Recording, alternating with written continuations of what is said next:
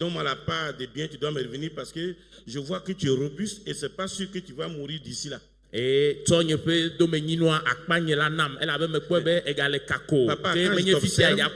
Papa, quand je t'observe, tu as beaucoup d'années encore. Donne-moi en même temps. En même temps, c'est mieux. Je vais prendre.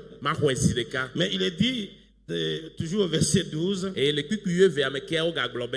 Père leur partagea son bien. Mais finalement, celui qui n'a pas demandé aussi, lui aussi il a reçu. Il a partagé son bien. Et au verset 14 dit, lorsqu'il eut tout dépensé. Au verset 13 d'abord, peu de jours après, le plus jeune fils ayant tout ramassé, parti pour un pays lointain, où il dissipa son bien en vivant dans la débauche. Verset 14. Lorsqu'il eut tout dépensé, une grande famine survint dans ce pays. Et il commença à se trouver dans le besoin. Au verset 15. Il alla se mettre au service d'un des habitants du pays, qu'il envoya dans ses champs garder ses troupeaux. Il est dit au verset 16, il aurait bien voulu se rassasier des carouges que mangeaient les porceaux. Mais personne ne lui en donnait. Il trouvait la nourriture des porcs vraiment très bien. Quand il voyait ce que les porcs mangeaient, il salivait. Mais personne ne lui en donnait. Donc il avait vraiment faim. Il avait vraiment faim. Au verset 17, étant rentré en lui-même, il se dit, combien de mercenaires chez mon père, serviteurs chez mon père, en abondance. Et moi ici, je meurs de faim. Alors il pensait ici au verset 17 à la bonté de son père, à la gentillesse de son père. Mais mon papa, il n'est pas méchant. Mon père est gentil. Je sais que si je retourne, il ne va pas me rejeter. Peut-être je n'aurai plus le même statut. Mais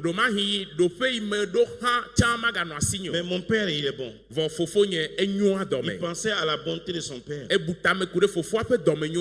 En pensant, mes amis, soyons bons. Les uns envers les autres. Soyons bons dans nos maisons, avec ceux qui nous servent. Les gens qui sont dans nos maisons. Vous savez, il y a des gens qui travaillent sur certaines personnes. Mais ces personnes sont malmenées. Et même des chrétiens aussi sont méchants.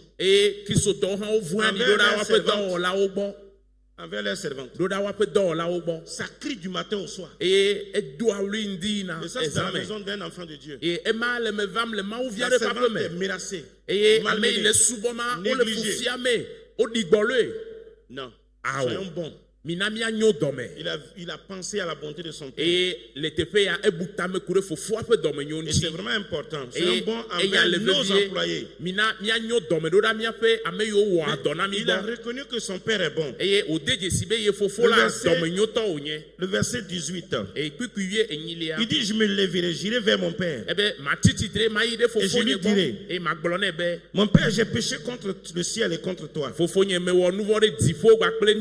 ne suis plus digne d'être appelé ton fils. Traite-moi comme l'un de tes serviteurs. Regardez ce qu'il veut dire à son père. Traite-moi comme l'un de tes serviteurs. Comme l'un de tes ouvriers. Comme l'un de tes ouvriers. Pourquoi? Parce que les ouvriers ne manquaient de rien. Même s'il n'avait plus cette position ou bien ce statut de fils. Mais au moins, les serviteurs étaient bien traités, donc c'est bon. Voilà sa fausse pensée là. Sa vaine pensée là.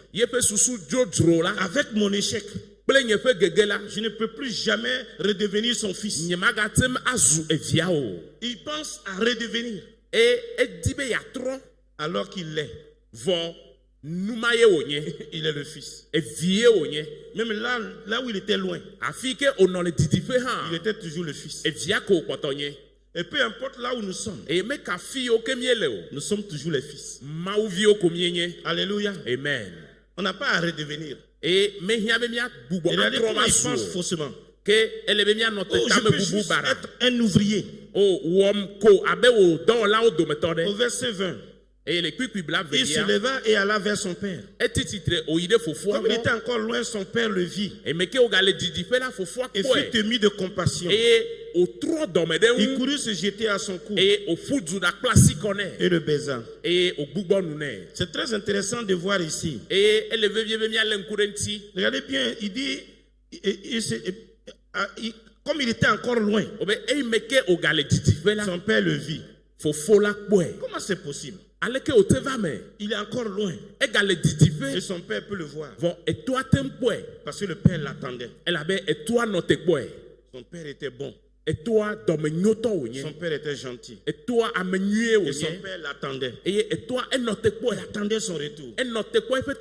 Parfois, nous sortons de la maison de Dieu. Et on va ça et là. Et le Père nous attend. Vous savez, ce n'est pas le fait de ne pas venir à l'église le dimanche matin. Il y a des gens qui sont très réguliers au dimanche matin. Mais le Père les attend. Parce qu'ils sont loin. Dans leur façon de penser. Le Père t'attend. Il regarde, il t'attend. Et il peut voir son fils de loin. Il peut le voir de loin. Parce qu'il attendait. Donc ça veut dire chaque jour, il scrutait l'horizon pour voir. Parce que le fils va revenir. Il courut se jeter à son cou. Il l'embrassa. Ici, quand il a parlé de l'embrasser, il a couvert de baisers. Il serre contre lui. Il lui fait les baisers. Il est content de le voir. C'est merveilleux. Il y a des gens qui pensent que lorsque dans nos égarements on s'éloigne, Dieu nous attend avec un bâton. Mais ça, ce n'est pas le Dieu du ciel. Le Dieu des cieux. Il vous attend les bras ouverts. Juste tu reviens. Juste tu reviens. Et c'est très intéressant. Ayons beaucoup de bonté et d'amour envers nos enfants. Ayez beaucoup d'amour pour vos enfants. Ne soyez pas dur avec vos enfants. Des fois, on veut tellement les faire chrétiens qu'eux, ils se révoltent. Attends, toi, avant d'être chrétien, là, tu étais chrétien? Tu n'étais pas chrétien? Toi, l'enfant est né, toi, tu veux qu'il le fait chrétien en même temps. Où tu étais? Je ne t'ai pas vu au culte. Tu dis ses cheveux. Tu es en train de dire quoi? Dieu est méchant. Il ne va pas venir. Il ne va pas venir. Il n'est pas venu au culte.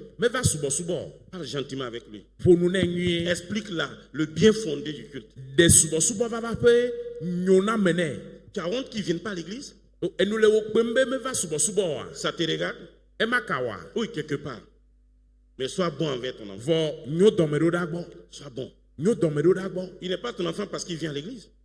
Mais ta bonté peut le faire venir à l'église. Ton amour peut le faire venir à l'église. Soyons gentils envers nos enfants. J'ai un parent, il n'est pas chrétien. Quand il te voit, il te salue. Il dit Dieu est gentil. Non, c'est pas comme ça. Et Dieu est gentil. Dieu est gentil. Bon, il n'est pas chrétien. Il pense comme ça. Mais très intéressant. Montrons de l'affection à nos enfants. Le verset 21. Le fils lui dit, mon père, j'ai péché contre toi, contre le ciel et contre toi. Je ne suis plus digne d'être appelé ton fils. Verset 22. Mais le père dit à ses serviteurs, apportez vite la plus belle robe et la revêtez. Mettez-lui un anneau au doigt et des souliers aux pieds. C'est merveilleux. Regardez ici là. Apportez vite. Il ordonne, apportez vite la plus belle robe. Ouais, le fils cadet va avoir la plus belle robe. Chez les Hébreux, la plus belle robe, c'est pour le fils aîné. Cette robe était réservée au fils aîné. Mais le fils cadet va l'avoir. Lui qui est parti. Lui qui s'est révolté. Le rebelle.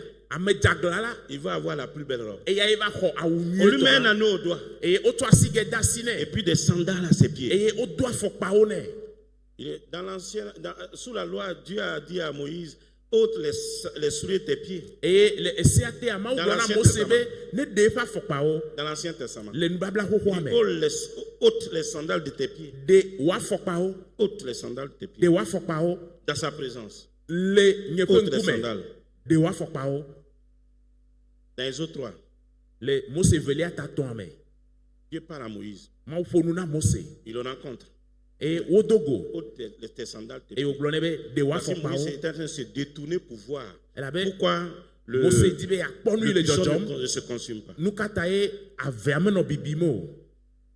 Mais dans le Nouveau Testament, le Fils peut apporter les sandales. Et est dans la présence de Dieu. Alléluia. Amen. Dieu est bon envers nous. C'est magnifique. C'est bien de comprendre ça. Il a son anneau au doigt. Des sandales à ses pieds. Vous savez, Moïse, c'est autre chose.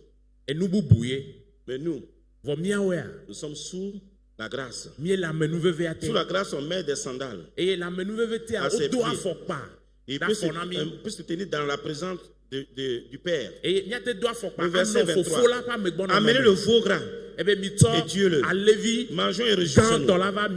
Amenez le veau gras. Ils amènent le veau.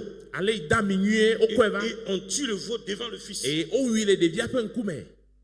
C'est puissant, n'est-ce pas? Qui a déjà assisté à la mort d'un bœuf? C'est puissant, non? C'est fort, c'est violent. Mais c'est ça le sacrifice de Jésus-Christ. C'était violent. C'était violent. Il a payé pour nous. Il a payé pour nos péchés. Vous savez, je termine avec ça. Dans l'Ancien Testament, on ne va pas le lire. Dans Deutéronome 21, le verset 18 à 20, il y a un autre fils. Le fils rebelle. Le fils indocile. Il a dit que quand un homme, tu as un fils, et qu'il est indocile, il est méchant, on ne peut pas le maîtriser, tu peux l'amener aux anciens. Ils vont le juger, ils vont le tuer devant tout le monde pour éloigner le mal du milieu d'eux. Donc, ton fils est rebelle, tu l'amènes pour la mort. Ça, c'est sous la loi. Mais en réalité, on demande, mais qui a pu faire ça? Quelque part, oui, le fils de l'autre, on va le lapider. Mais notre propre fils, on a de l'affection pour lui. Mais là,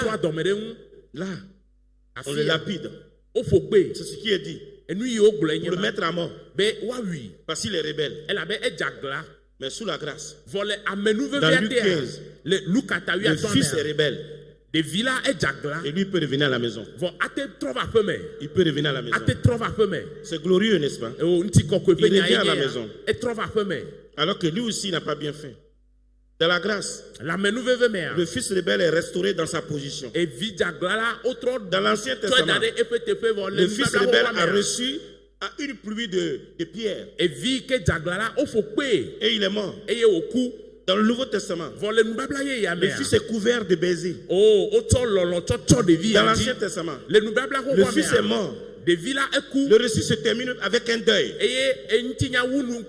Dans le Nouveau Testament, ça se termine avec la fête.